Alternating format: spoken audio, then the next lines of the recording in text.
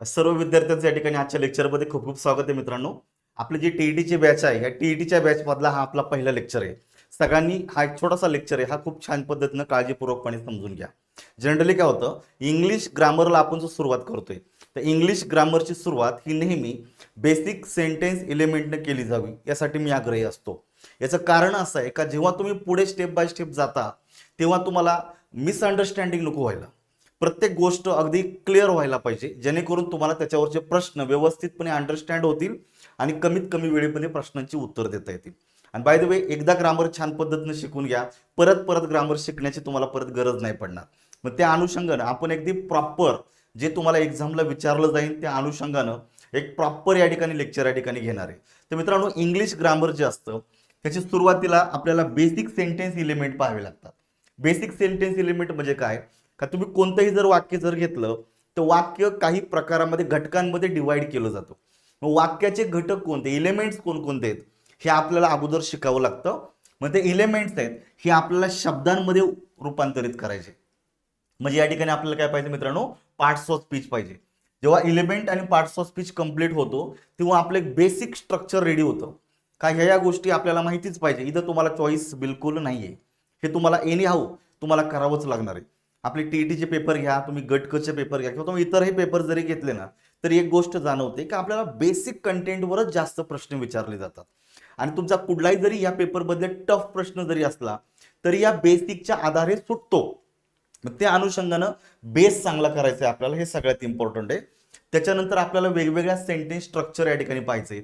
याच्यामध्ये तुम्हाला टेन्स पाहायचा आहे, चेंज वाईज पाहायचा आहे, डायरेक्ट इनडायरेक्ट पाहिजे, किंवा मग इतरही आपल्याला काही टॉपिक याच्यामध्ये आपल्याला बेसिक घ्यायचे.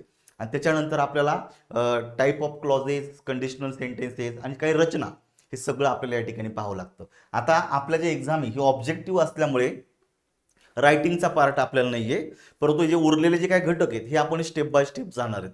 आणि इथून पुढे काय करू, पॅरलली आपण थोडीशी व्होकॅब्युलरी सुद्धा घेण्याचा प्रयत्न करू, जेणेकरून छान पद्धतीनं सगळ्या ज्या गोष्टी तुम्हाला व्यवस्थित समजून जातील. हा लेक्चर पहिला व्यवस्थित समजून घ्या, एक्झामच्या दृष्टीनं अत्यंत महत्त्वाची माहिती आहे. आता मी तुम्हाला आत्ताच सांगतो की आपण जे लेक्चर घेणार आहोत या ग्रामरमध्ये, त्यामुळे त्याचा प्रत्येक लेक्चरवरच प्रश्न येईल असं काही नाही, लक्षात ठेवायचं. कारण आपण जेव्हा ग्रामर शिकतो ना, ही लिंक असते, एक टॉपिक दुसऱ्यावर, दुसरा टॉपिक तिसऱ्यावर, ह्या पद्धतीने आपल्याला पुढे जावं लागतं. त्यामुळे काही बेसिक गोष्टी तुम्हाला माहितीच पाहिजे. भले त्याच्यावर प्रश्न जरी नाही आला तरी त्याच्या आधारे तुम्हाला पुढचे टॉपिक छान पद्धतीनं समजतात आणि कमीत कमी वेळेत त्यांची उत्तर तुम्हाला देता येतात. त्यामुळं ह्या गोष्टी आपण स्किप करू शकत नाही इंग्लिश ग्रामर शिकायचं असेल तर. त्या अनुषंगानं हा आपल्याला पहिला लेक्चर या ठिकाणी घ्यायचा आहे. तर जनरली आपल्याला ह्या लेक्चरमध्ये पाहायचे मित्रांनो, बेसिक सेंटेन्स एलिमेंट. का जे वाक्य असतं ते कोणतंही वाक्य घ्या, तुम्ही कोणत्याही प्रकारचं कोणतंही वाक्य घ्या, वाक्यात बेसिकली असे 5 वेगवेगळे प्रकार म्हणजे एलिमेंट सापडतात, हे लक्षात ठेवायचं.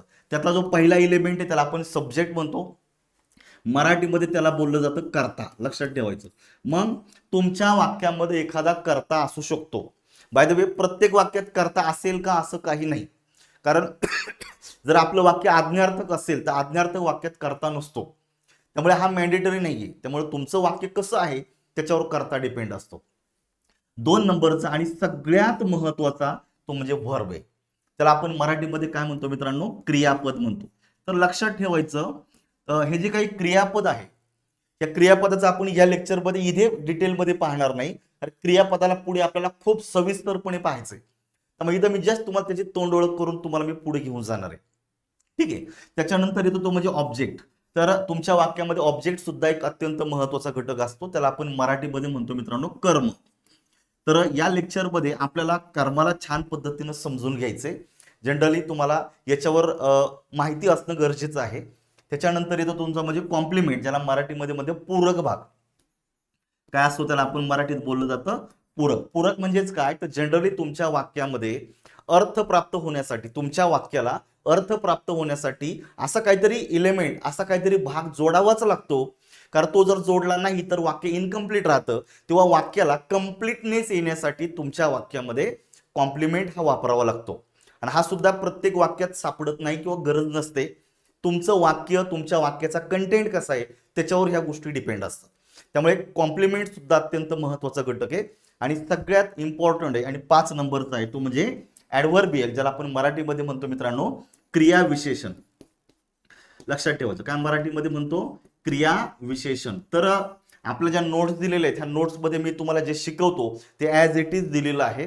तुम्ही नोट्सही समोर ठेवा, हवं तर छान पद्धतीने त्याला वाचूनही काढा, जेणेकरून तुमचा प्रॉब्लेम हा 100% सॉल्व्ह होईल. आणि तसंही मी तुम्हाला सांगितलेले आपले हे लेक्चर तुम्हाला पुढच्या काही काळासाठी अनलिमिटेड पाहता येणार आहे. शक्यतो आपले लेक्चर असे आहेत का तुम्हाला डबल अजून एकदा जर ऐकलं तर परत ऐकायची सुद्धा गरज पडणार नाही. खूप डिटेलमध्ये या ठिकाणी आपले लेक्चर होणार आहेत. तर नीट समजून घ्या याच्यामध्ये नक्की आपल्याला काय काय करायचं. तर तुमच्या वाक्यातले बेसिक इलिमेंट आहे सब्जेक्ट, नंतर येतो तुमचा व्हर्ब, नंतर येतो तुमचा ऑब्जेक्ट, नंतर येतो कॉम्प्लिमेंट आणि ॲडव्हर्बियल.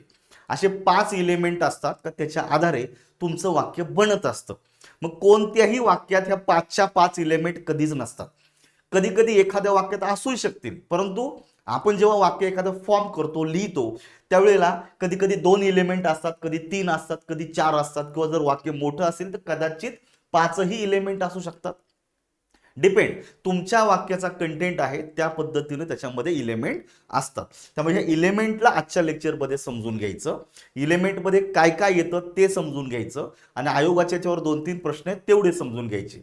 आणि छोटीशी संकल्पना आज आपल्याला लेक्चर घेऊन थांबायचं, जास्त काय घ्यायचं नाही, परंतु हे समजलं गरजेचं आहे. म्हणजे उद्यापासून प्रॉपर आपल्याला पार्ट्स ऑफ स्पीचला डिटेलमध्ये सुरुवात करता येतं. चला या ठिकाणी आता स्टेप बाय स्टेप जाऊया. तर आपण जनरली ग्रामरमध्ये वेगवेगळ्या प्रकारची वाक्य पाहत असतो. आता ही जी सगळी वाक्य आहेत ना याच्यावर आपल्याला पुढे डिटेलमध्ये लेक्चर घ्यायचं आहे. मी जस्ट याची तोंड ओळख करून देतो तुम्हाला. पहिलं वाक्याचा प्रकार आहे तुमचं ॲसर्टिव्ह सेंटेन्स. ॲसर्टिव्ह ज्याला आपण मराठीमध्ये म्हणतो मित्रांनो विधानार्थी वाक्य. लक्षात ठेवा, आता बघा आपण एक ग्रामरचा लेक्चर आहे, त्यामुळे ग्रामरचे वर्ड आपल्याला हे तुम्हाला माहितीच पाहिजे. आणि तसंही आपण टीचिंग करणार आहोत, टीचर म्हणून पाहतो, तर टीचरला ह्या गोष्टीची जाणीव पाहिजे, माहिती पाहिजे. ठीक आहे.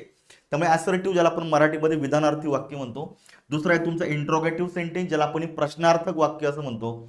नंतर येतं तुमचं इम्पेरेटिव्ह सेंटेन्स आज्ञार्थक वाक्य आहे. ऑप्टेटिव्ह सेंटेन्स का जिथे आपल्या मनातला भाव व्यक्त केला जातो. आणि एक्सक्लेमेटरी ज्याला आपण उद्गारवाचक वाक्य म्हणतो. तर असे हे 5 महत्त्वाचे वाक्याचे प्रकार आहेत. त्याचबरोबर अजूनही रचनेच्या दृष्टीने अजूनही 4 प्रकार आहेत. त्याला आपण मराठीत इंग्लिशमध्ये म्हणतो सिम्पल सेंटेन्स, ज्याला मराठीत बोलतो केवल वाक्य. त्याच्यानंतर येतं तुमचं कंपाऊंड सेंटेन्स ज्याला आपण म्हणतो संयुक्त वाक्य. कॉम्प्लेक्स सेंटेन्स ज्याला आपण म्हणतो मिश्र वाक्य. आणि कंपाऊंड कॉम्प्लेक्स सेंटेन्स म्हणजे संयुक्त मिश्र वाक्य. तर हे सगळे वाक्य जे आहेत हे आपल्याला पुढे सगळे पाहायचे डिटेलमध्ये, काळजी करू नका. इथे तुम्हाला दाखवण्याचा उद्देश एवढाच आहे का तुमचं वाक्य कोणतंही जरी असलं तरी ह्या वेगवेगळ्या वाक्यांमध्ये असे इलेमेंट सापडतातच. त्यामुळे इलेमेंट वाक्यामध्ये शोधणं हे अत्यंत गरजेचं असतं. आणि म्हणून याला आपण नीट समजून घेणार आहे. शक्यतो आजचा लेक्चर ऐकला तर तुम्हाला परत ऐकायची गरज पडणार नाही, इतकं व्यवस्थितपणे मी सगळा कंटेंट डिलिव्हर करतो. तुम्ही पण ऐका, समजून घ्या, काही प्रॉब्लेम येणार नाही. ठीक आहे. आणि नोट्स मी इतकी सविस्तर दिलेली आहे का तुम्हाला वेगळं काही करावं लागणार नाही. या ठिकाणी बघायचं पहिला जो इलिमेंट आहे त्याला आपण मराठी आपल्या याला म्हणतो सब्जेक्ट, का ज्याला आपण बोललो जातं कर्ता. तर मित्रांनो जो काही कर्ता असतो हा तुमच्या वाक्यामध्ये कोण असतो, कसा असतो, कुठे असतो ते या ठिकाणी बघायचे. तर आता बेसिक आपण या ठिकाणी पाहणार आहोत. आणि तुम्हाला मी थोडी आधी आयडिया देऊन जातो की लक्षात ठेवायचं की आपल्याला एक्झाम्समध्ये जी वाक्य दिली जातात, मग ती पर्यायांमध्ये दिली जातील, मेन प्रश्नांमध्ये दिली जातील, त्यातले मॅक्सिमम वाक्य हे विधानार्थी असतात. कशी असतात? विधानार्थी असतात. मग नोटीस करायचं तुमचं जे काही वाक्य आहे, कुठलं पण वाक्य घ्या, वाक्य हे 2 भागांमध्ये डिवाइड झालेलं असतं. पहिला भाग असतो तुमचा सब्जेक्ट आणि दुसरा भाग असतो तुमचा प्रेडिकेट. बघा हे टेक्निकल वर्ड्स आहेत, इंग्लिश ग्रामर बदले वर्ड्स आहेत, हे काहीही झालं तरी लक्षात ठेवा. पहिला भाग येतो तुमचा सब्जेक्ट आणि दुसरा भाग येतो प्रेडिकेट. मग या ठिकाणी सब्जेक्ट म्हणजेच काय तर basically it is a part of the sentence. हा एक असा वाक्याचा भाग असतो that usually comes first and of which the rest of the sentence predicated. म्हणजे विधानार्थी वाक्य जर आपण या ठिकाणी जर घेतलं तर जनरली विधानार्थी वाक्यामध्ये सब्जेक्ट हा नेहमी वाक्याच्या सुरुवातीला आलेला असतो. आलं लक्षात? मग या ठिकाणी आपण स्टेप बाय स्टेप पाहूया की कोणत्या वाक्यामध्ये सब्जेक्टचं लोकेशन कुठं असतं. या ठिकाणी सब्जेक्ट हा तुमच्या वाक्यामध्ये मोस्टली सापडतो, हे लक्षात ठेवायचं. जसं तुम्हाला एक वाक्य दिलेलं बघायचं, we went to the national park. We हा तुमच्या वाक्यामध्ये सब्जेक्ट आहे. नोटीस करायचं विधानार्थी वाक्याची सुरुवात ही नेहमी सब्जेक्टनं होत असते. कुणी होत असते? सब्जेक्टनं. म्हणजे जर तुम्ही जर एखादं विधानार्थी जर वाक्य जर घेतलं तर समजायचं त्याच्या सुरुवातीला नेहमी काय आला पाहिजे? सब्जेक्ट आला पाहिजे. मग सब्जेक्टच्या नंतर काय येतं मित्रांनो? वर्ब येतो आणि त्याच्यानंतर उरलेलं वाक्य लिहून वाक्या शेवटी आपण पूर्णविराम देतो. थोडक्यात काय, ह्या वाक्यामध्ये सुरुवातीला येतो सब्जेक्ट आणि त्याच्यानंतर क्रियापद आणि क्रियापदापासून उरलेलं सगळं वाक्य याला बोललं जातं प्रेडिकेट. त्यामुळे या ठिकाणी तुम्हाला वाक्याचे दोन भाग समजून घ्यायचे. पहिला येतो तुमच्या वाक्यामध्ये सब्जेक्ट. काय या ठिकाणी वी हे पर्सनल प्रोनाउन आहे. आपण पुढे पाहणार आहोत, इथं तुम्ही समजून घ्या फक्त. वी हा पर्सनल प्रोनाउन सब्जेक्ट म्हणून आलेला आहे आणि went to the national park याच्यामध्ये वेंट हे क्रियापदाचं दुसरं रूप आहे. गो, वेंट, गॉन हे लक्षात ठेवायचं. म्हणजे या ठिकाणी गो आहे हे क्रियापदाचं मूळ रूप झालं, वेंट जो आहे हा क्रियापदाचं भूतकाळी रूप झालं आणि गॉन हे ह्या क्रियापदाचं तिसरं रूप झालं. बरोबर आहे की नाही? मग या ठिकाणी वेंट आलेलं आहे म्हणजे वाक्य साध्या भूतकाळात आहे. तर नोटीस करायचं, क्रियापदापासून सुरू झालेलं जे वाक्य असतं या वाक्याला बोललं जातं प्रेडिकेट. काय बोललं जातं? प्रेडिकेट बोललं जातं. त्यामुळे हे विसरायचं नाही हा शब्द. आणि दुसऱ्या शब्दांमध्ये सांगायचं, प्रेडिकेटला आपण व्हर्ब सुद्धा बोलू शकतो. प्रेडिकेटला व्हर्ब सुद्धा म्हणू शकतो एका शब्दाला. म्हणजे व्हर्बला प्रेडिकेट म्हणू शकतो किंवा व्हर्ब पासून उरलेल्या वाक्यालाही प्रेडिकेट म्हणू शकतो. त्यामुळे सब्जेक्ट आणि प्रेडिकेट. आपल्याला या ठिकाणी पाहायचं मित्रांनो सब्जेक्ट म्हणजेच काय. मग या ठिकाणी बघायचं सब्जेक्ट जो असतो तो नीट समजून घ्या.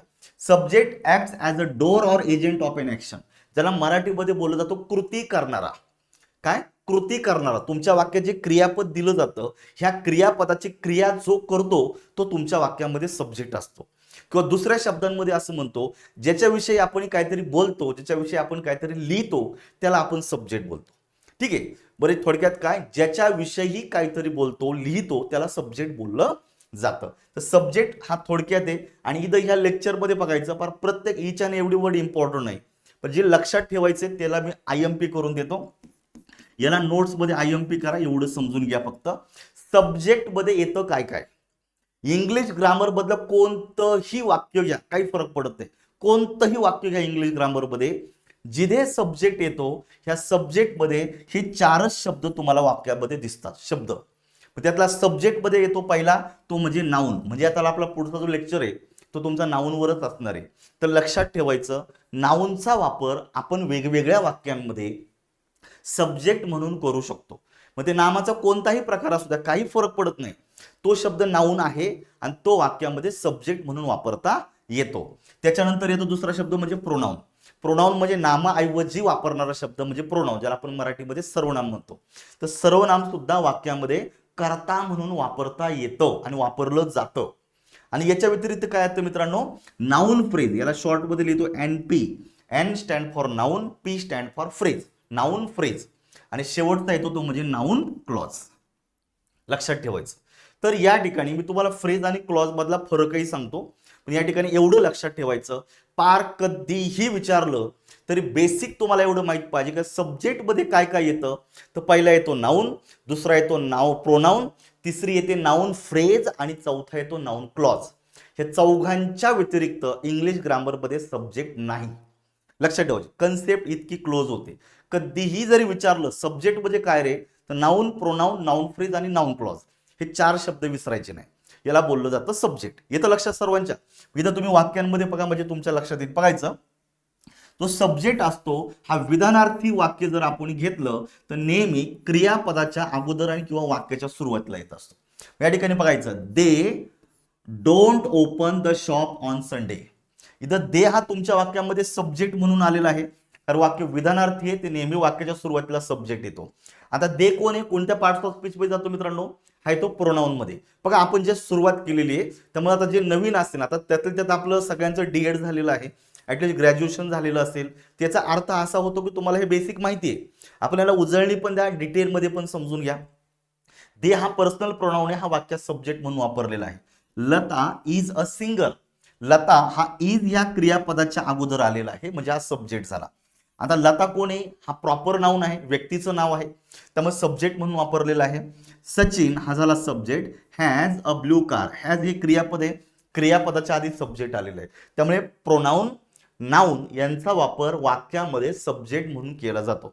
आता ही जी वाक्य दिलेत ही जस्ट डेमो टाईप दिलेली आहे. कारण बघा आपण टीचिंग करत असताना जी वाक्य घेतो हे फक्त हे जे रूल आहेत हे समजून सांगण्यासाठी केलं जातो. तुम्ही कोणतंही वाक्य घेऊ शकता, कोणताही सब्जेक्ट घेऊ शकता, त्याच्यामध्ये हे जे प्रोनाऊन किंवा नाऊन येतं ते ठीक आहे. त्यामुळे त्याला असं काय बंधन नाहीये. इथं मी तुमचे कॉन्सेप्ट फक्त क्लिअर करून देतो. आता पुढचं वाक्य नीट समजून घ्यायचं. The story on thieves is interesting. इथं इज हेच क्रियापद आहे, व्हर्ब. मग मित्रांनो विधानार्थी वाक्यात क्रियापदाच्या आधी नेहमी काय येत असतं, सब्जेक्ट येत असतो. त्यामुळे इथं सब्जेक्ट काय आलेलं आहे, द स्टोरी ऑन थीव्स. बघायचं एक एकसंघ भाग आहे, एकसंघ शब्दांचा जो समुदाय आहे का तो तुमच्या वाक्यामध्ये सब्जेक्ट म्हणून वापरलेला आहे. इथं एक शब्द आहे का रे, नाही. इथं बघा 1 2 3 4 द स्टोरी ऑन थीव्स, चोरांविषयीची कथा. ही कशी आहे, इंटरेस्टिंग आहे. म्हणजे इथं फक्त कथा नाऊन नाहीये किंवा सब्जेक्ट नाहीये, द स्टोरी ऑन थीव्स. इथे ह्या 4 शब्दांचा मिळून तुमच्या वाक्यामध्ये झालेला आहे सब्जेक्ट, हे विसरू नका. मग मित्रांनो याला काय बोलायचं, आता एका शब्दाला नाऊन बोलतो, एका शब्दाला प्रोनाऊन म्हणतो. मग याला नाऊन आणि प्रोनाऊन नाही म्हणू शकत, मग याला म्हणायचं तुम्हाला नाऊन फ्रेज. मग इथे तुम्हाला माहित पाहिजे की नाऊन फ्रेज म्हणजे काय आणि नाऊन क्लॉज म्हणजे काय. कारण नाऊन क्लॉज आणि नाऊन फ्रेज हे दोनही सब्जेक्ट म्हणून वापरता येतात. मग या ठिकाणी लक्षात ठेवायचं मित्रांनो, फ्रेज काय असते तर या ठिकाणी एक ढोबळ मानाने तुम्हाला सांगतो, एक शब्दांचा समुदाय असतो, a group of words without finite word. एक शब्दांचा समुदाय, याच्यामध्ये 2 शब्द असतील, 3 असतील, 4 असतील, 5 असतील, काही प्रॉब्लेम नाही. परंतु अशा 4-5 शब्दांच्या दरम्यान फायनाइट वर्ब नको, ऍटलिस्ट मुख्य क्रियापद नको. असा विदाऊट वर्ब असा जो शब्दांचा समुदाय आहे त्याला फ्रेज असं म्हणायचं. मग इथं बघायचं, द हा आर्टिकल आहे, स्टोरी शब्द नाऊन आहे, ऑन शब्द प्रेपोजिशन आणि थीव्स हा परत एकदा नाऊन आहे. म्हणजे ह्या ग्रुप ऑफ वर्ड्स मध्ये क्रियापद आलेलं नाही आणि हा सब्जेक्ट म्हणून कार्य करतो, म्हणून याला म्हणायचं नाऊन फ्रेज. येतं लक्षात सर्वांच्या. ही काय झाली तुमच्या वाक्यामध्ये नाऊन फ्रेज आहे, म्हणून आता विसरायचं नाही. नाऊन फ्रेज वाक्यामध्ये कर्ता म्हणून वापरता येतं. याच्यामध्ये किमान 2-3 शब्द दिसतील आणि त्याच्यामध्ये फायनाइट वर्ब किंवा मुख्य क्रियापद नसेल. येतं लक्षात सर्वांच्या. दुसरं बघायचं, the boy is my best friend. इथं इज हेच क्रियापद आहे. क्रियापदाच्या आधी नेहमी सब्जेक्ट असतो विधानार्थी वाक्यामध्ये. इथे 2 शब्द दिलेले आहेत, द बॉय, हे 2 शब्द एकत्र आहे. द बॉय मुलगा, इथे द हा एक शब्द, बॉय दुसरा शब्द, ह्या दोघांची मिळून तयार झाली नाऊन फ्रेज. त्यामुळे याला सुद्धा काय म्हणायचं मित्रांनो, नाऊन फ्रेज म्हणायचं. आणि ही नाऊन फ्रेज वाक्यामध्ये सब्जेक्ट म्हणून कार्य करते. काय कार्य करते, सब्जेक्ट म्हणून. दुसरं बघा, the boy in blue jeans is my best friend. क्रियापदाच्या अगोदर सब्जेक्ट आलेला आहे, the article, boy noun, in preposition, blue adjective आणि जीन्स परत नाऊन. म्हणजे याच्यामध्येही क्रियापद नाहीये, म्हणून याला मी म्हणणार मित्रांनो नाऊन फ्रेज. कारण सब्जेक्ट बोललो का फक्त 4च शब्द येतात, नाऊन, प्रोनाऊन, नाऊन फ्रेज आणि नाऊन क्लॉज. आता एक शब्द नाही म्हणून हा नाऊन होणार नाही, प्रोनाऊन पण होणार नाही, याला क्लॉजही म्हणता येणार नाही, कारण याच्यात क्रियापद नाही, म्हणजे एकच राहिला तो म्हणजे नाऊन फ्रेज. इतकं सोपं आहे, हे लक्षात ठेवायचं. म्हणजे ह्या अँगलनी बघा तुम्ही, म्हणजे मी तुम्हाला एकदम नॅचरल अंडरस्टँडिंग कशी होईल या दृष्टीनं पाहतोय. पुढे बघायचं, the boy wearing a red shirt is my best friend. आता बघा, हा वेअरिंग हे तुम्हाला क्रियापद दिसेल, पण हे क्रियापद नाहीये, हे लक्षात ठेवायचं. कारण जर एखादं क्रियापद जर चालू काळामध्ये जर दिलेलं असेल आयनयुक्त रूपात, तर त्याच्या अगोदर आपल्याला कंपल्सरी हेल्पिंग वर्ब वापरावा लागतो. ज्या अर्थी तुमच्या वाक्यात क्रियापदाच्या आधी म्हणजे ह्या शब्दाच्या आधी हेल्पिंग वर्ब नाही, त्या अर्थी या शब्दाला मेन वर्ब म्हणू शकत नाही. ओके, हा पार्टिसिपल असू शकतो. त्यामुळे the boy wearing a red shirt याच्यातही क्रियापद नाही, हा एकसंघ भाग आहे, म्हणून याला मी सब्जेक्ट म्हणेल आणि याला दुसऱ्या शब्दांमध्ये म्हणायचं आहे नाऊन फ्रेज. काय म्हणायचं याला आपल्याला, नाऊन फ्रेज. त्यामुळे क्रियापदाच्या आधी सब्जेक्ट म्हणून येते नाऊन फ्रेज. आता हे 5 नंबरचं जे वाक्य आहे ना, याला आपण थोडंसं मागे ठेवूया, कारण ही जी संकल्पना आहे खूप ऍडव्हान्स आहे. आपल्याला पुढे गेल्याच्या नंतर हे वाक्य मी तुम्हाला परत एकदा इंट्रोड्यूस करणार आहे, त्यामुळे आता सध्या याच्यावर चर्चा नको. नाऊन फ्रेजवर आपल्याला स्वतंत्र लेक्चर घ्यायचा आहे, त्यावेळेला मी तुम्हाला सांगेन. ही पहिली 4 गोष्टी लक्षात ठेवायचा. सब्जेक्ट मध्ये येतो नाऊन, येतो प्रोनाऊन, येतो नाऊन फ्रेज. मग आता सब्जेक्ट मध्ये अजून एक राहिलेला तो म्हणजे नाऊन क्लॉज. मग लक्षात ठेवायचं, नाऊन क्लॉज काय असतो, क्रियापदाच्या आधी असा 4-5 शब्दांचा समुदाय आहे ज्याच्यामध्ये मुख्य क्रियापद असतं त्याला नाउन क्लॉज असं बोललं जातं. मग बघायचं, मी वाक्य बनवतो या ठिकाणी, who stole the bag is a mystery. हे वाक्य घ्या, who stole the bag is a mystery. आता ह्या वाक्यामध्ये मुख्य क्रियापद आहे तुमचं इज. बघा, मग क्रियापदाच्या आधी एक वाक्यांश आलेला आहे, हू स्टोल द बॅग कोणी चोरले, हेच एक रहस्य आहे. मग क्रियापदाच्या आधी 1 2 3 4 शब्दांचा एकत्रित समुदाय आलेला आहे. मग याला नाउन फ्रेज नाही म्हणू शकत, कारण याच्यामध्ये स्टीलचा भूतकाळ आलेला आहे, स्टोल. स्टोल हे क्रियापदाचं दुसरं, स्टोल म्हणजे चोरी करणे किंवा चोरले, लक्षात ठेवायचं. मग ज्या वाक्यांशामध्ये मुख्य क्रियापद असतं अशा ग्रुप ऑफ वर्ड्सला या ठिकाणी क्लॉज म्हणायचं. आणि जो क्लॉज क्रियापदाच्या आधी सब्जेक्ट म्हणून येतो त्याला डोळे झाकून नाउन क्लॉज म्हणायचं.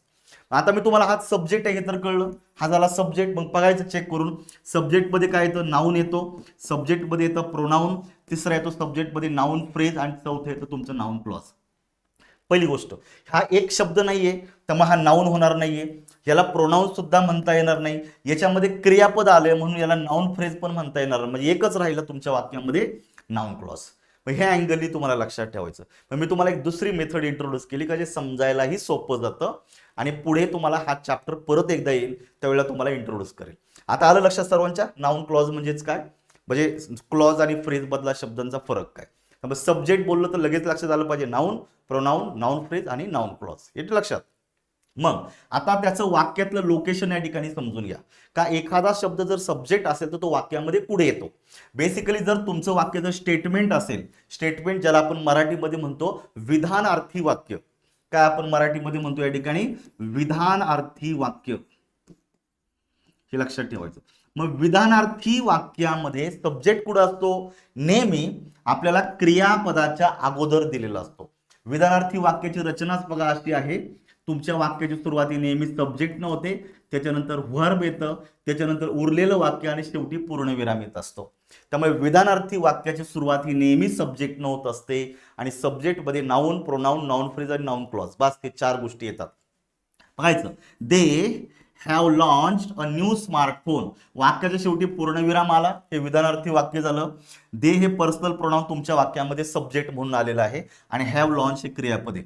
विधानार्थी वाक्यात क्रियापदाच्या आधी येतो तो म्हणजे सब्जेक्ट. दुसरं बघायचं, द कोर्स फी म्हणजे तुमच्या कोर्सची फी, हा झाला तुमच्या वाक्यामध्ये subject.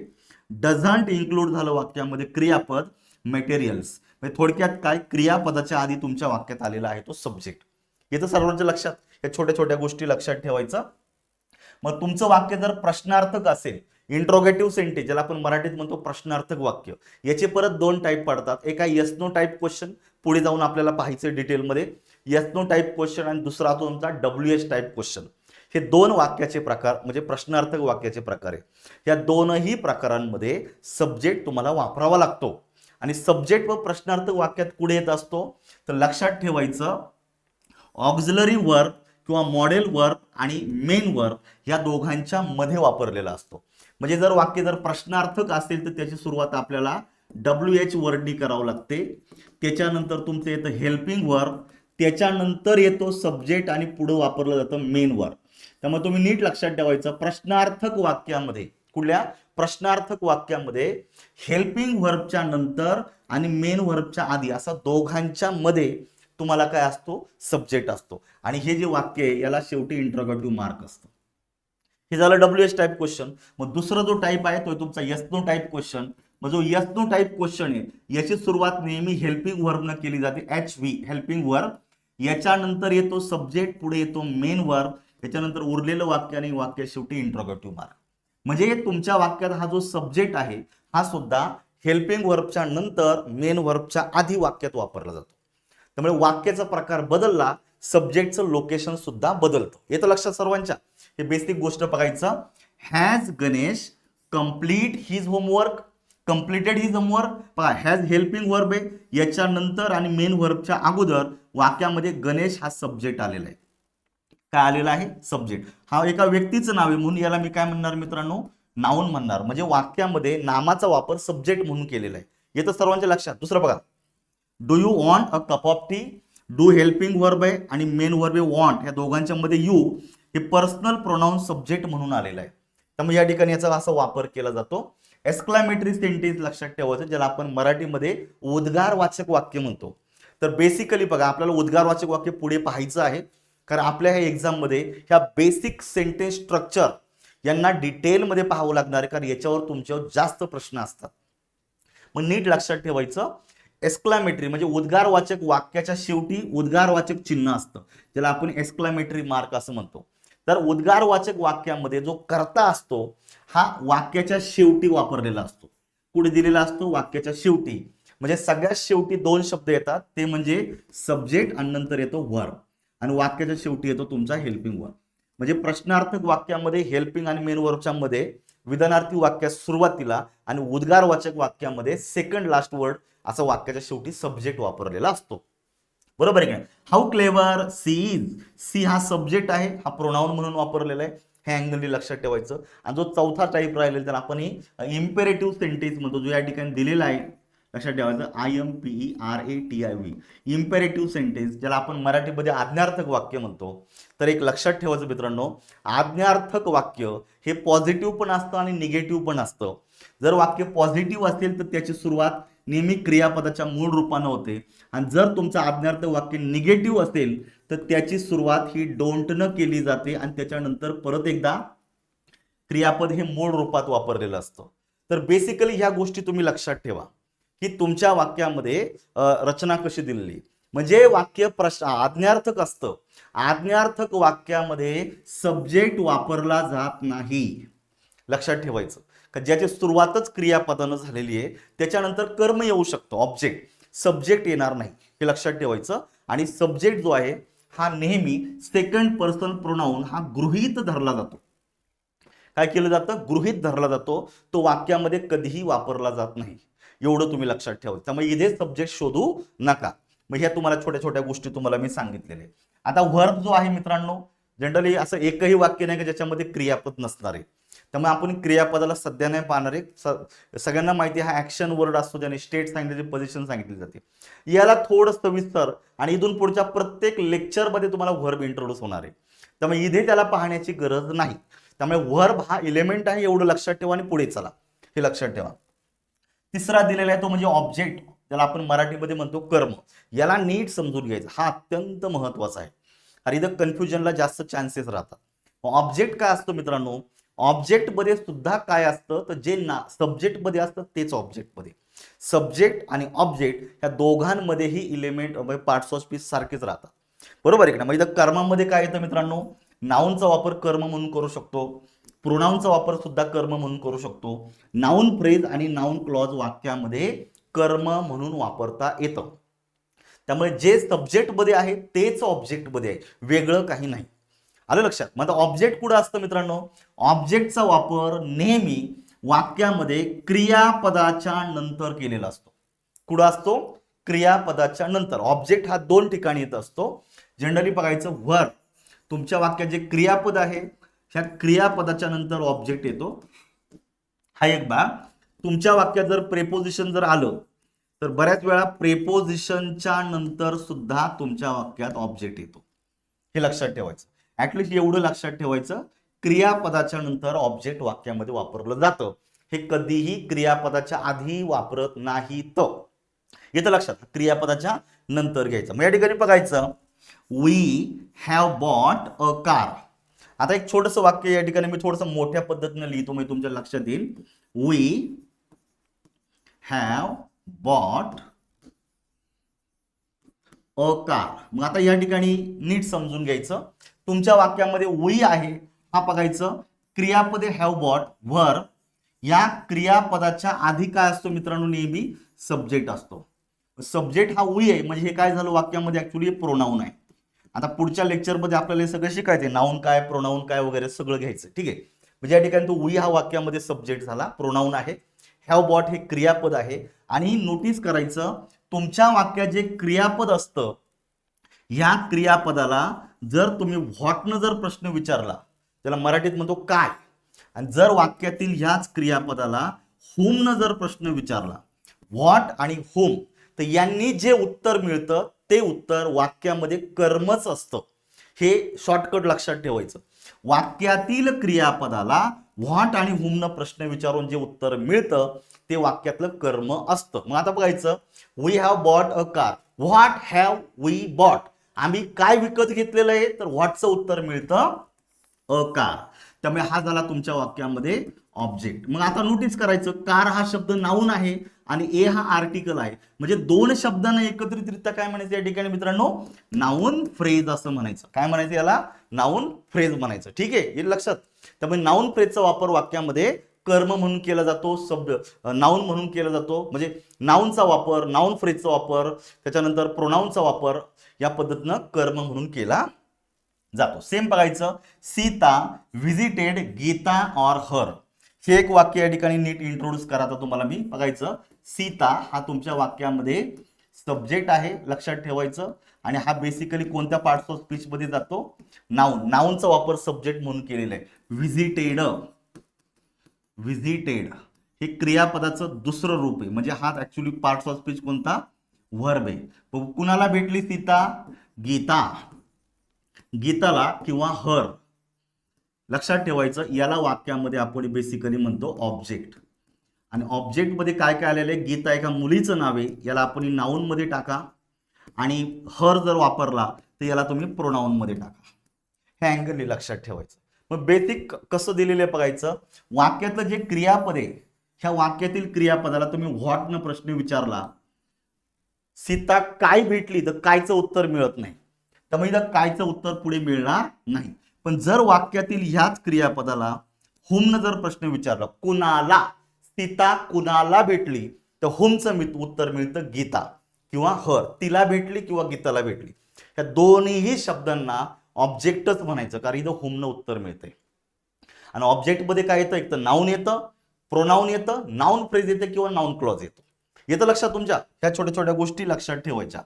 C wore a golden ring. She झाला वाक्यात सब्जेक्ट, वेअरचं भूतकाळ रूप झालं ओर, ओर हे झालं भूतकाळ रूप. आणि अ गोल्डन रिंग, तिनं काय परिधान केलं अंगावर, इथं तुम्हाला उत्तर मिळतं अ गोल्डन रिंग. इथं तीन शब्द, याच्यात क्रियापद नाही म्हणून याला नाऊन फ्रेज असं म्हणायचं. अ गोल्डन रिंग हा ऑब्जेक्ट आहे आणि वाक्यामध्ये तो नाऊन फ्रेज आलेला आहे. ठीक आहे, ह्या पद्धतीने लक्षात ठेवायचे. I don't know where she lives. आता हे वाक्य आपण मोठ्या पद्धतीने लिहू, म्हणजे तुमच्या लक्षात येईल. बघायचं, I don't know where she lives. Notice करायचं. आता बघायचं, आय झाला तुमच्या वाक्यामध्ये सब्जेक्ट, डोंट नो झालं वाक्यामध्ये क्रियापद. बरोबर आहे की नाही? आता तुम्ही वाक्यातील जे क्रियापद आहे याला तुम्ही प्रश्न विचारायचा व्हॉट न. What don't you know? तुला काय माहित नाही? त्याचं काय उत्तर मिळतं मित्रांनो? Where she lives. ती कुठे राहते हेच मला माहित नाही. म्हणजे वाक्यातील क्रियापदाला व्हॉट न प्रश्न उत्तर काय येतं मित्रांनो? Where she lives. मग याला आता काय म्हणायचं तुम्हाला? नाऊन क्लॉज म्हणायचं. का क्लॉज म्हणायचं? याच्यामध्ये मुख्य वर्ब आलेला आहे. एक शब्दांचा समुदाय ज्याच्यामध्ये मुख्य क्रियापद येतं त्याला तुम्ही नाऊन क्लॉज बनवू शकता. येतं लक्षात? ह्या अँगलनी लक्षात ठेवायचं, कारण हे वाक्यामध्ये काय कार्य करतं मित्रांनो? ऑब्जेक्ट म्हणून कार्य करतो. पुढे आपल्याला एक टॉपिक आहे, noun clause, adjective clause, adverb clause. आणि नाऊन क्लॉजची जवळपास अर्धी कॉन्सेप्ट मी या ठिकाणी क्लिअर करून टाकलेली आहे. इतकं सोपं असतं हे, लक्षात ठेवायचं. ठीक आहे, तर ह्या अँगलनी लक्षात ठेवायचं. तर तुम्ही हा जर ऑब्जेक्ट असेल तर काय काय पॉसिबिलिटी असतात? नाऊन एक असतो, प्रोनाऊन असतात, नाऊन फ्रेज आणि नाऊन क्लॉज. मग आता चेक करायचं याला काय म्हणता येईल. ऑब्जेक्ट आहे हे तर कळलं, हा एक शब्द नाही म्हणून याला नाऊन म्हणू शकत नाही. हा प्रोनाऊन तर कधीच होणार नाही. याला नाऊन फ्रेजही म्हणायचं नाही, करायच्यात क्रियापद आलेलं आहे. म्हणजे एकच राहतो तुमचा, तो म्हणजे नाऊन क्लॉज. इतकी कन्सेप्ट छोटी आणि महत्वाची. ठीक आहे, तर ह्या अँगलनी तुम्ही लक्षात ठेवा मित्रांनो. तर जे वाक्यामध्ये कर्म असतं त्याचे दोन प्रकार असतात.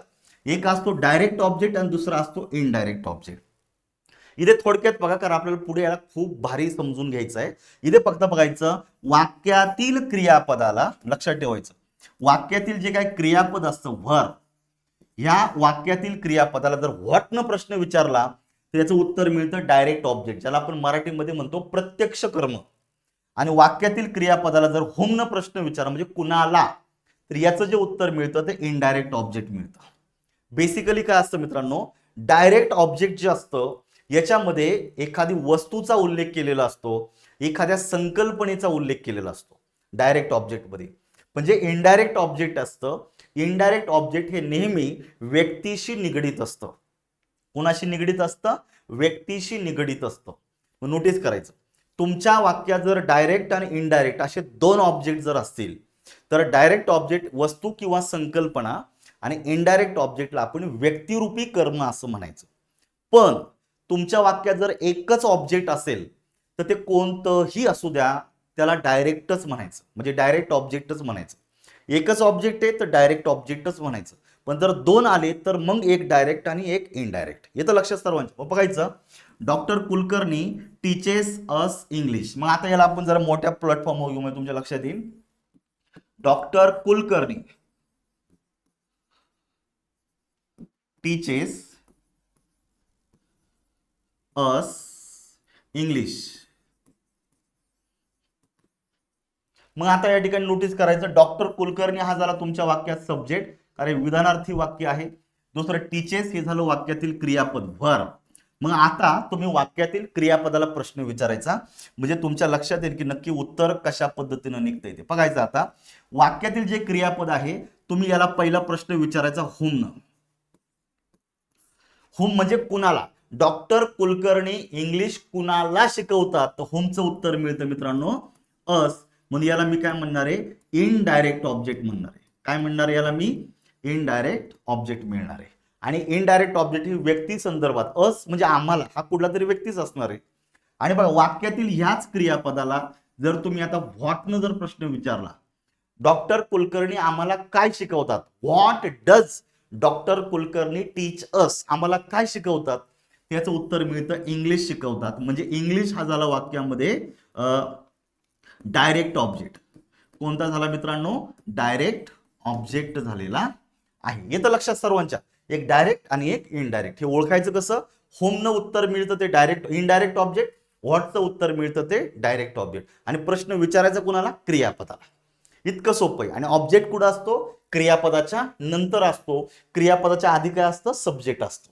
येतं लक्षात सर्वांच्या. ह्या बेसिक संकल्पना आहे. आणि हे बेसिक पुढे गेल्याच्या नंतर, कारण माझा टीचिंगचा फॉर्मॅट आहे, फक्त बेसिक जर माहित असेल ना मित्रांनो, कसाही जटिल प्रश्न असतो त्याचं उत्तर मी काढतो म्हणजे काढतो. यासाठी बेस चांगला करून घ्या, म्हणजे तुम्हाला पुढे अडचण येणार नाही. मग पुढे बघायचं आता, कॉम्प्लिमेंट ही संकल्पना थोडी महत्वाची आहे. हिला आपण सविस्तरपणे घेणार आहोत आणि आपल्याला थांबायचं, इथं जास्त काही घ्यायचं नाही. आज बघायचं कॉम्प्लिमेंट काय असतं मित्रांनो. कॉम्प्लिमेंट मध्ये दोन घटक येतात. एक असतो तुमचं नाउन फ्रेज किंवा असतो ऍडजेक्टिव्ह फ्रेज. दुसऱ्या शब्दांमध्ये म्हणतो का कॉम्प्लिमेंट मध्ये येऊ शकतं ते म्हणजे एक तर नाउन किंवा येऊ शकतं ऍडजेक्टिव्ह. लक्षात ठेवायचं. मग आता समजून घ्या, कॉम्प्लिमेंट मध्ये प्रोनाउन येत नाही. ठीक आहे, कॉम्प्लिमेंट मध्ये ऍडव्हर्बियल येत नाही, कॉम्प्लिमेंट मध्ये व्हर्ब येत नाही, कॉम्प्लिमेंट मध्ये कंजंक्शन सुद्धा येत नाही. म्हणजे कॉम्प्लिमेंट इतकं लिमिटेड आहे, एक तर नाउन किंवा ऍडजेक्टिव्ह. हेच चेक करायचे आपल्याला फक्त, बस. मग या ठिकाणी कॉम्प्लिमेंटचे दोन प्रकार आहे. एक असतो सब्जेक्ट कॉम्प्लिमेंट आणि दुसरा असतो ऑब्जेक्ट कॉम्प्लिमेंट. मग ते कसं, ते या ठिकाणी आपल्याला पाहू. मग इथं तुम्हाला कॉम्प्लिमेंट कुठं वापरायचं मित्रांनो, कॉम्प्लिमेंट हा नेहमी वाक्यामध्ये एक क्रियापद असतं, त्याला आपण बोलतो लिंकिंग वर्ब. आता लिंकिंग वर्ब म्हणजे काय ते आपण पाहूया. किंवा जे टू बीचं रूप असतं, एमेजार आणि ऑजवेअर, टू बीचं रूप जेव्हा वाक्यामध्ये मुख्य क्रियापद म्हणून येतं त्याच्यानंतर लिंकिंग वर्ब वापरलेलं असतं, सॉरी त्याच्यानंतर कॉम्प्लिमेंट आलेलं असतं. मग आपण या ठिकाणी समजून घेऊया नक्की याच्यामध्ये काय काय येतं. तर सर्वप्रथम आपल्याला पाहायचं ते म्हणजे लिंकिंग वर्ब. म्हणजे कन्सेप्ट क्लिअर करा मित्रांनो. लिंकिंग वर्ब ज्याला कळेल त्यालाच कॉम्प्लिमेंट कळेल. येतं लक्षात. त्यामुळे लिंकिंग वर्बला दुसरा शब्द आहे कॉप्युलर वर्ब. मग नीट समजून घ्यायचं. It is use to join subject with the rest of the sentence. Predicate असं म्हणतो, काही फरक पडत नाही. मग या ठिकाणी बघायचं, लिंकिंग वर्ब मध्ये बेसिकली कोणकोणते शब्द येतात आणि एवढेच आहेत. एवढेच पाठ करा, एवढेच लक्षात ठेवा, विषय तुमचा क्लोज होतो. सगळ्यात मोठा लिंकिंग वर्ब आहे तो म्हणजे बी. बी मध्ये काय येतो मित्रांनो, एम इज आर आणि ऑज वेअर.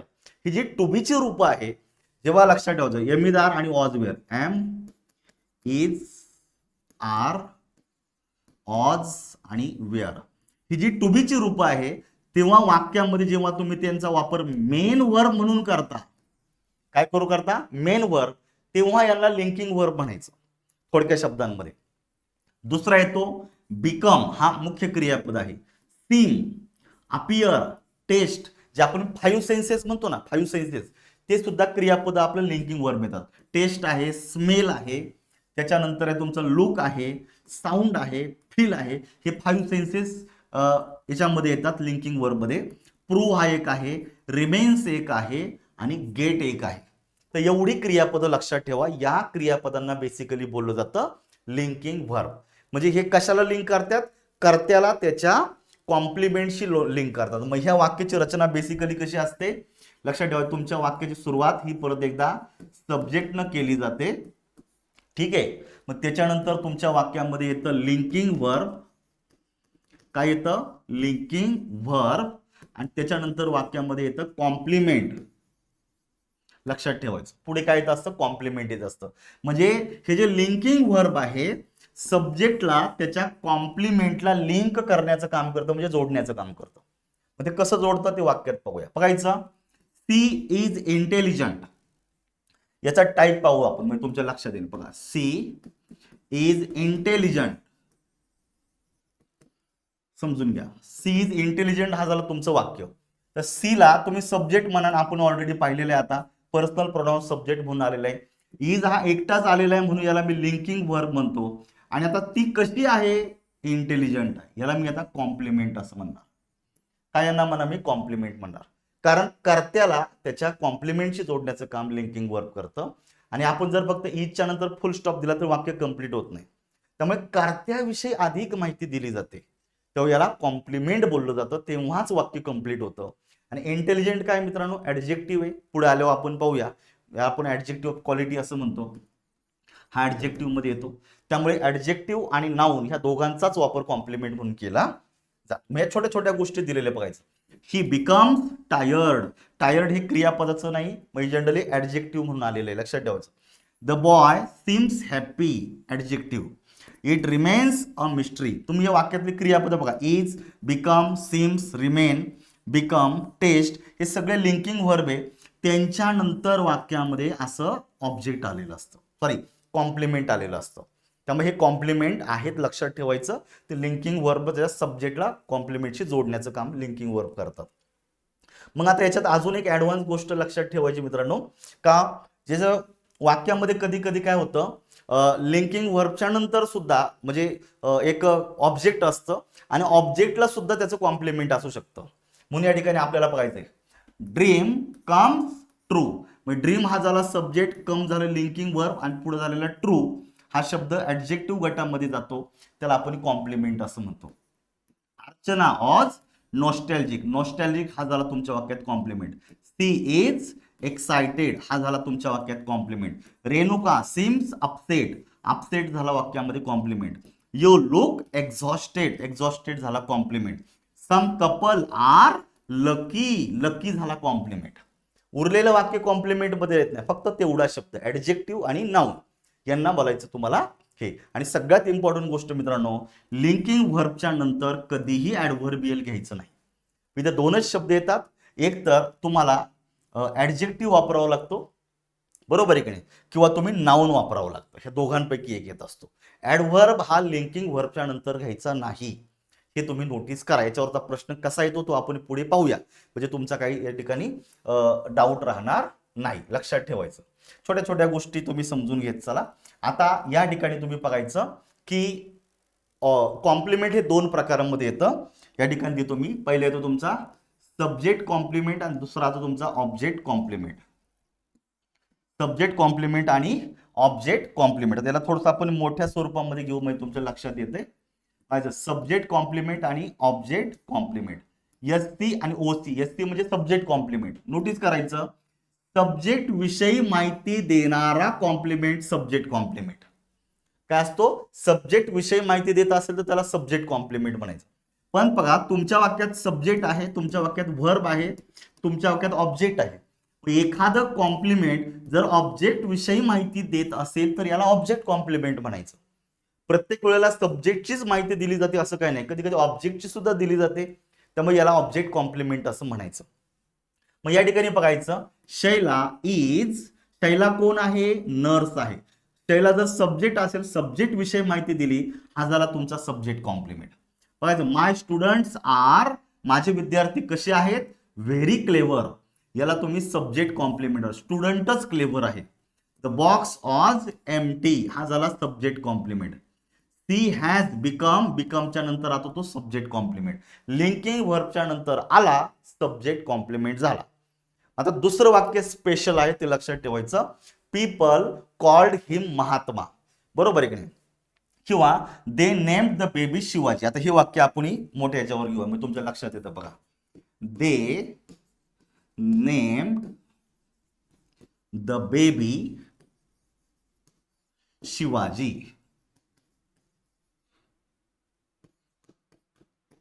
ही वाक्य तुम्ही समजून घ्या. आता चेक करायचं, दे आहे तुमच्या वाक्यामध्ये सब्जेक्ट. वाक्याच्या सुरुवातीला काय आलेलं आहे? सब्जेक्ट. ईडी जोडला म्हणजे हे नेम्ड काय झालं? वाक्यामध्ये झालं वर्ब. आता मला सांगा, शिवाजी हे कुणाचं नाव ठेवलेलं आहे? बेबीचं नाव ठेवलेलं. हुमचं उत्तर काय मिळतं मित्रांनो? तुमच्या वाक्यामध्ये ऑब्जेक्ट मिळतं. त्यामुळे बेबी झाला तुमच्या वाक्यामध्ये ऑब्जेक्ट. मग आता तुम्ही नोटीस करा, दे सब्जेक्टचं नाव शिवाजी आहे का बेबीचं नाव शिवाजी आहे? बेबीचं आहे. म्हणजे जेव्हा ऑब्जेक्ट विषयी अधिक माहिती दिली जाते, हा झाला तुमचा ऑब्जेक्ट कॉम्प्लिमेंट. हा काय झाला वाक्यामध्ये? Object complement. सब्जेक्टची माहिती दिली असती तर सब्जेक्ट कॉम्प्लिमेंट, ऑब्जेक्टची माहिती दिली तर ऑब्जेक्ट कॉम्प्लिमेंट. येतं लक्षात? तर हे ओळखता आलं पाहिजे तुम्हाला. बाकीचं याच्यामध्ये असं विशेष काही नाहीये. ठीक आहे, मग एवढं समजून घ्या, बाकीचं काही नाही. आणि जो ऍडव्हर्बियल जो आहे हा आपल्याला नंतर पाहायचा. जसा वर्ब मागे ठेवला तसं ऍडव्हर्बियल आपल्याला मागे ठेवायचं. फक्त तुम्हाला दाखवण्याचं कारण एवढंच आहे का ऍडव्हर्बियलला सुद्धा आपल्याला इलेमेंट म्हणता येतं, एवढं लक्षात ठेवायचं. मग ऍडव्हर्ब जनरली कशाची माहिती देतो मित्रांनो? बेसिकली जो ऍडव्हर्बियल असतो हा वाक्यामध्ये क्रियापदाची माहिती देतो, ऍडजेक्टिव्हची माहिती देतो, किंवा दुसऱ्या ऍडव्हर्बची माहिती देणारा शब्द सुद्धा ऍडव्हर्बियल असतो. याला या ठिकाणी डिटेलमध्ये नका पाहू, कारण पुढे याला खूप सविस्तर घ्यायचं आहे. ठीक आहे, त्यामुळे एवढंच लक्षात ठेवायचं, वर्ब क्रियापदाची माहिती देणारा शब्द जो असतो तो ऍडव्हर्ब असतो. काय असतो तुमच्या वाक्यामध्ये? ऍडव्हर्ब असतो. दुसरी गोष्ट, वाक्यात जर ऍडजेक्टिव्ह असेल, ऍडजेक्टिव्हची सुद्धा अधिक माहिती देणारा शब्द ऍडव्हर्ब असतो. आणि दुसऱ्या ऍडव्हर्बची माहिती देणारा शब्द सुद्धा ऍडव्हर्बच असतो. त्यामुळे ऍडव्हर्ब हा ऍडजेक्टिव्हची, व्हर्बची आणि ऍडव्हर्बची माहिती देण्याचं काम करतो. मग या ठिकाणी बघायचं, ही स्पीक्स फ्लुएंटली. बेसिकली काय असतं मित्रांनो, तुमच्या वाक्यातल्या क्रियापदाला जर या ठिकाणी बघायचं, व्हेन, व्हेअर, व्हाय आणि हाऊ, ह्या 4 प्रश्नांनी, शब्दांनी जर प्रश्न विचारला, व्हेन, व्हेअर, व्हाय आणि हाऊ यांची जी उत्तरं मिळतात ते वाक्यामध्ये ऍडव्हर्बियल असतं. हे ओळखण्याची खूण आहे. प्रश्न विचारायचा कुणाला? क्रियापदाला विचारायचं. समजून घ्या. बघायचं, ही स्पीक्स, तो बोलला. How does he speak? उत्तर मिळतं फ्लुएंटली. जनरली एलवाय जोडलेले मोस्टली शब्द ऍडव्हर्ब मध्ये जातात. सगळे जात नाही पण मोस्टली जात असतात. हाऊ डज ही स्पीक, हाऊचं उत्तर मिळते ऍडव्हर्ब ऑफ मॅनर. आलं लक्षात? दुसरं दिलेलं आहे, he went to Mumbai. Went, गोचा भूतकाळ वेंटला. व्हेन न प्रश्न, when did he go to Mumbai? उत्तर मिळतं येस्टरडे. येस्टरडेला ऍडव्हर्बियल म्हणता येतं. येतं लक्षात सर्वांच्या? ह्या पद्धतीनं ऍडव्हर्ब फ्रेजमध्ये किमान 2-3 शब्द असतात आणि याच्यामध्ये तुमच्या वाक्यामध्ये क्रियापद दिलेलं नसतं. म्हणजे त्या ग्रुप ऑफ वर्ड्स मध्ये क्रियापद नाही, म्हणून याला ऍडव्हर्ब फ्रेज असं म्हणायचं. मग बघायचं, माय सन झाला सब्जेक्ट, अराइव्ड झालं क्रियापदाचं दुसरं रूप. आता वाक्यातील क्रियापदाला व्हेन न प्रश्न विचारा बरोबर. When did your son arrive? तुमचा मुलगा कधी आला? उत्तर काय मिळतं? Last night. व्हेनचं उत्तर मिळतं, याला बोललं जातं adverb. She talked very carefully. She झाला सब्जेक्ट, टॉक्ड झालं क्रियापदाचं दुसरं रूप. आता ती कशा प्रकारे बोलली? खूपच काळजीपूर्वक पण बोलली. हाऊ न प्रश्न विचारायचा त्या ठिकाणी. कशानं प्रश्न विचारायचा? How. How did she talk? ती कशा प्रकारे बोलली? हाऊ म्हणजे कशा प्रकारे. उत्तर मिळतं व्हेरी केअरफुली. याला म्हणायचं ऍडव्हर्बियल. येतं लक्षात? त्यामुळं व्हेन, व्हेअर, व्हाय आणि हाऊ या प्रश्नांची जी उत्तरे येतात ती मोस्टली वाक्यामध्ये ऍडव्हर्बियल असतात. ठीक आहे, हे समजून घेण्याचा प्रयत्न करा. बाकीचं याच्यामध्ये जास्त डिटेलमध्ये काही नाही. आणि ऍडव्हर्ब क्लॉज आपण पुढे पाहूया. सध्या डिटेलमध्ये नका पाहू, कारण आपल्याला ऍडव्हर्ब क्लॉजवर किमान 2-2.5 तासाचं लेक्चर होणार आहे. कारण याला खूप सविस्तर समजून घ्यावं लागेल आणि जस्ट बिगिनिंग आहे, याला डिटेलमध्ये घेऊ नका एवढं तुम्हाला सांगायचं. तर बेसिकली हा इलेमेंट एवढाच पार्ट आहे. पहा त्याच्यामध्ये आयोगाचे 2 प्रश्न आलेले आहेत. आता मी सर्वच प्रश्न या ठिकाणी तुम्हाला घेतो. जनरली आपली जे टीईटीचे जे एक्झाम्स आहेत यांच्यामध्ये ह्या टॉपिकवर प्रश्न नाही आलेला, परंतु मी नेहमी सांगत असतो हे कळलं तरच आपल्याला पुढे कळणार आहे. कारण जेव्हा नाऊन चॅप्टर चालू करू ना तर तिथं नाऊन, सब्जेक्ट, ऑब्जेक्ट, कॉम्प्लिमेंट हे सगळे शब्द येतात, त्यावेळी तुमची गडबड होऊ शकते, म्हणून हे आधी घ्यायचं. मग या ठिकाणी प्रश्न बघायचं दिलेले, युअर डॉटर इज प्रेटी. तुम्हाला काय विचारले, identify the function. S P O C, S म्हणजे सब्जेक्ट, पी म्हणजे प्रेडिकेट, ओ म्हणजे ऑब्जेक्ट, सी म्हणजे कॉम्प्लिमेंट आणि ए म्हणजे adverbial of the underline words in the given option. मग चेक करा आता. Your daughter is pretty, your डॉटरला मी म्हणेल सब्जेक्ट, इज हा एकटाच आलेला आहे, याला मी लिंकिंग व्हर्ब असं म्हणतो. मग आता लिंकिंग व्हर्बच्या नंतर जे येतं ते येतं तुमच्या वाक्यामध्ये कॉम्प्लिमेंट. आता प्रेटी कोण आहे, मुलगीच आहे, म्हणजे सब्जेक्ट विषयी माहिती दिलं, याला मी म्हणेल आता सब्जेक्ट कॉम्प्लिमेंट. मग आता चेक करा, पहिल्या वाक्यामध्ये प्रेटीला जे अंडरलाईन केले तो सब्जेक्ट कॉम्प्लिमेंट आहे. मग बघायचं इथे सब्जेक्ट कॉम्प्लिमेंट दिलं. सब्जेक्ट कॉम्प्लिमेंटचा शॉर्ट फॉर्म कसा दिलेला बघायचं, सी मोठा आहे आणि यस छोटा आहे. आणि ऑब्जेक्ट कॉम्प्लिमेंट असेल तर सी मोठा येतो आणि ओ छोटा येतो. येतं लक्षात, हे समजून घ्या. मग इथं बघायचं आता हे दिलेले ओडी आहे का रे, डायरेक्ट ऑब्जेक्ट नाहीये, हा सी ओ ऑब्जेक्ट कॉम्प्लिमेंट पण नाहीये, आणि इथं सी एस इथं सब्जेक्ट कॉम्प्लिमेंट, म्हणजे इथे 1 मध्ये आणि 4 मध्ये पहिला दिलेला सब्जेक्ट कॉम्प्लिमेंट. दुसरं वाक्य बघायचं, he made his wife happy. आता बघा, ही झाला वाक्यामध्ये सब्जेक्ट, कारण हा पर्सनल प्रोनाउन सब्जेक्ट म्हणून आलेला आहे. मेकचा भूतकाळ रूप केलं made. Home did he make happy, त्यानं कुणाला आनंदी केलं, होमचं उत्तर मिळतं हिज वाईफ, म्हणजे हा झाला वाक्यामध्ये ऑब्जेक्ट. आता हॅपी कोण झालं, तो झाला का वाईफ झाली, वाईफ झालं. वाईफ विषयी अधिक माहिती देणारा शब्द झाला ऑब्जेक्ट कॉम्प्लिमेंट. आता 2 नंबरचा शब्द आहे तुमचा ऑब्जेक्ट कॉम्प्लिमेंट. इथे तुम्हाला हा एक पर्याय पॉसिबल आहे आणि हा एक पॉसिबल आहे, कारण इथं तिसरा आणि दुसरा आपण डिलीट केला होता, कारण इथं हे बसत नाही. पण इथं दुसरा शब्द ऍडव्हर्बियल दिलेला आहे का, जो चुकीचा आहे, म्हणून पर्याय क्रमांक 1 सुद्धा जातो. उत्तर येतं पर्याय क्रमांक 4. दुसऱ्या वाक्यात दिलेला आहे ऑब्जेक्ट कॉम्प्लिमेंट, आणि तिसऱ्यात दिलेलं आहे डायरेक्ट ऑब्जेक्ट, चौथ्यात दिलेलं आहे इनडायरेक्ट ऑब्जेक्ट. कसं ते चेक करा. बघायचं, he has given the girl an apple. आता हेच वाक्य आपण मोठ्या प्लॅटफॉर्मवर घेऊ, मी तुमच्या लक्षात येतं. He has given the girl an apple.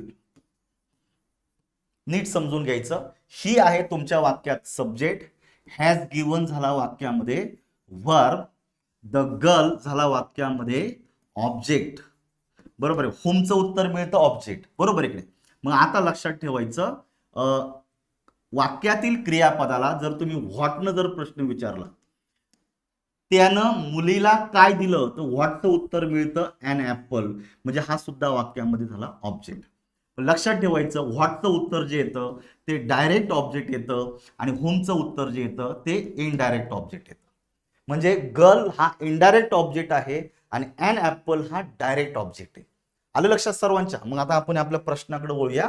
या ठिकाणी बघायचं, अंडरलाईन दिलेलं आहे ॲपलला, म्हणजे हा डायरेक्ट ऑब्जेक्ट आहे, ओडी हा डायरेक्ट ऑब्जेक्ट आहे, आणि गर्ल हा इनडायरेक्ट ऑब्जेक्ट आहे, त्याला आपण ओ आहे असं म्हणतो. काही करा, उत्तर निघून जातं. इतकं सोपं आहे. आणि शेवटचा प्रश्न या ठिकाणी बघायचा, बिफोर टू स्टॉप. इथं कंबाईनला प्रश्न आलेला आहे, आपल्या एक्झाममध्ये असा छोटासा प्रश्न येऊ शकतो. Identify the clause element in the given sentence. Clause element विचारले, they call me the Texas ranger. मग आता आपण वाक्य मोठ्या पद्धतीने लिहू. या ठिकाणी दे हा झाला सब्जेक्ट, याला मी बनेल सब्जेक्ट. कॉल हे झालं क्रियापद. होमचं उत्तर मिळतं मी, म्हणजे हा झाला वाक्यामध्ये ऑब्जेक्ट. आणि पुढे मला तो काय बोललेला आहे, इथं मीचं उत्तर मिळते या ठिकाणी द टेक्सास रेंजर. नोटीस करायचं आता, द टेक्सास रेंजर. आता बघा, दे हा सब्जेक्ट आहे, इथं यस यस यस यस सर्वत्र दिलेलं आहे. इथं कॉल हा शब्द क्रियापद आहे, इथं क्रियापदाला तुम्ही प्रेडिकेट सुद्धा बोलू शकता. काय म्हणू शकता, प्रेडिकेट. त्यामुळे इथं सगळं दिलेलं आहे पी पी पी पी. आता पुढे दिलेलं आहे मी हा वाक्यामध्ये ऑब्जेक्ट आहे. ऑब्जेक्ट इथे आहे, ऑब्जेक्ट इथे आहे, ऑब्जेक्ट दोनच ठिकाणी दिलेलं, इथे आणि इथे. म्हणजे हा ऍडव्हर्बियल नाही म्हणून पर्याय क्रमांक 3 गेला. कॉम्प्लिमेंट नाही म्हणून पर्याय क्रमांक 4 कटला. आता राहिलं 2च. मग आता ते मला काय बोलले, द टेक्सास रेंजर. आता द टेक्सास रेंजर कोण आहे, दे आहे का मी झालो, आता मी झालो. ऑब्जेक्ट विषयी माहिती देणारा शब्द हा ऑब्जेक्ट कॉम्प्लिमेंट झाला, म्हणजे तो ऍडव्हर्बियल होत नाही म्हणून पर्याय क्रमांक 1 जातो. उत्तर येतंय फक्त पर्याय क्रमांक 2, SPOC. येतं लक्षात. ह्या पद्धतीने एखादा प्रश्न असा सोपा विचारला जाऊ शकतो आणि खूप सोपं आहे. एकदा लेक्चर ऐका छान पद्धतीनं, नोट्स दिलेली एकदा वाचून काढा, 100% तुमचा प्रॉब्लेम सॉल्व्ह होईल. आपल्याला ह्या लेक्चरमध्ये असं बेसिकच पाहायचं होतं मित्रांनो. लेक्चर एवढाच आहे आणि याच्यामधून आपण ही बेसिक संकल्पना समजून घेतली का सब्जेक्ट म्हणजे काय, ऑब्जेक्ट म्हणजे काय, कॉम्प्लिमेंट म्हणजे काय, व्हर्ब म्हणजे काय आणि ॲडव्हर्ब म्हणजे काय. व्हर्ब आणि ॲडव्हर्बला आपण घेतलेलं नाही सविस्तर, कारण पुढे याला आपल्याला खूप वेळ द्यायचा आहे. पण सब्जेक्ट, ऑब्जेक्ट आणि कॉम्प्लिमेंट ह्या 3 शब्दांना या ठिकाणी समजून घेतलेलं आहे. याला फक्त एकदा शॉर्टमध्ये सांगतो आणि या ठिकाणी मी थांबतो. बघायचं सब्जेक्टमध्ये काय काय येतं. आता मी समराईज करतो अख्ख्या लेक्चरला. पहिले येतं तुमचं वाक्यामध्ये नाऊन. प्रोनाऊनचा वापर सुद्धा तुमच्या वाक्यामध्ये सब्जेक्ट म्हणून करता येतो. नाऊन फ्रेज किंवा नाऊन क्लॉजचा वापर सब्जेक्ट म्हणून करता येतो. दुसरा शब्द दिला होता तुम्हाला ऑब्जेक्ट. ऑब्जेक्ट मध्ये पण सेमच आहे, नाऊन, प्रोनाऊन, नाऊन फ्रेज आणि नाऊन क्लॉजचा वापर तुम्हाला ऑब्जेक्ट म्हणून करता येतो. आणि जे कॉम्प्लिमेंट आहे याच्यामध्ये काय काय येत असतं तर लक्षात ठेवायचं, तुमच्या वाक्यामध्ये नाऊन येऊ शकतो किंवा नाऊन फ्रेज आणि ऍडजेक्टिव्ह किंवा ऍडजेक्टिव्ह फ्रेज. बस एवढ्या लेक्चरमध्ये एवढं जरी कळलं तरी 100% इनफ आहे. तुम्हाला उद्या सब्जेक्ट, ऑब्जेक्ट, कॉम्प्लिमेंट मध्ये अजिबात कन्फ्युजन होणार नाही. सब्जेक्ट हा विधानार्थी वाक्यात क्रियापदाच्या आधी आणि ऑब्जेक्ट क्रियापदाच्या नंतर असतो. कॉम्प्लिमेंट हा लिंकिंग व्हर्बच्या नंतर किंवा ऑब्जेक्टच्या नंतर असतो. लिंकिंग व्हर्बच्या नंतर आला तर सब्जेक्ट ऑब्जेक्ट आणि ऑब्जेक्टच्या नंतर आला तर ऑब्जेक्ट कॉम्प्लिमेंट. छोट्या छोट्या गोष्टी आपण ऑलरेडी पाहिलेल्या. तर असा हा लेक्चर आहे, बेसिक आहे, समजून घ्या. आपण आजच्या लेक्चरमध्ये या ठिकाणी थांबूया. आपला जो पुढचा लेक्चर आहे त्याच्यामध्ये आपल्याला पार्ट्स ऑफ स्पीचला सुरू करायचं आहे का जो टीईटीच्या परीक्षांमध्ये सगळ्यात महत्वाची भूमिका पार करणार आहे. पार्ट्स ऑफ स्पीच ज्याला कळेल त्याला ह्या पेपरवर 100% पकड मिळवता येते. माझा उद्देश आहे का तुम्हाला 30 पैकी 30 मार्क्स कसे मिळतील हे अँगलने आपल्याला पाहायचे. ह्या लेक्चरमध्ये या ठिकाणी मी थांबतो मित्रांनो. आपण पुढच्या म्हणजे उद्याच्या लेक्चरमध्ये पार्ट्स ऑफ स्पीचला सुरुवात करूया. थँक्यू.